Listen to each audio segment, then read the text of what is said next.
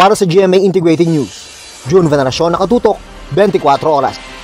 Hi! Ilang oras na lang at 2022 na. Magpapasalamat tayo sa Panginoon sa mga biyaya at proteksyon sa ating buhay noong 2021.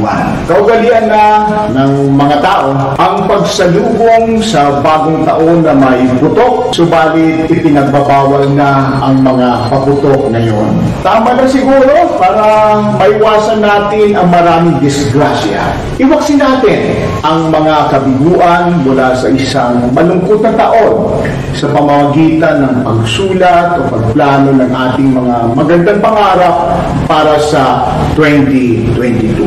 Federation of Free Workers o FFW ay magdaraos ng 25th National Convention sa February 3 to 5, 2022 sa Baguio City. Riripasuhin po natin ang ating mga nagawa sa nakaraang 5 taon at tayo ay magpaplano para sa darating na 5 taon. Kasali na ang ating inisyatibang pang-eleksyon sa Mayo 2022. Pipili rin tayo sa FFW ng mga bagong opisyal para sa susunod na 5 taon. Para sa mga manggagawa, hamon pa rin sa darating na taon ang paglagpas sa COVID-19 pandemic, pagsugpo sa kagutuman, paghahanap ng mga paraan para magkaroon ng disente at hindi kontraktual na trabaho, at pagsisikap para sa sapat at nakabubuhay na sweldo.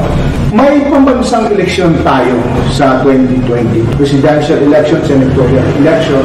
Huwag po natin piliin ang mga magnanakaw at mamamatay tao at ang mga abusado sa gobyerno. Wika nga ni Dr. Jose Rizal, the glory of saving a country is not for him who has contributed to its ruin, unquote.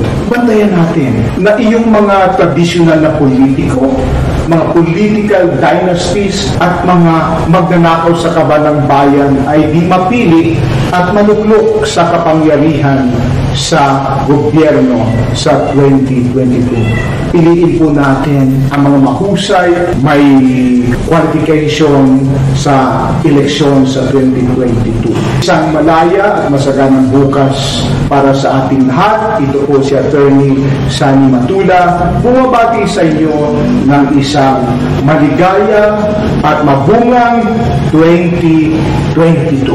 Maraming salamat po. Para sa GMA Integrated News, Rafi Tima, nakatutok, 24 oras.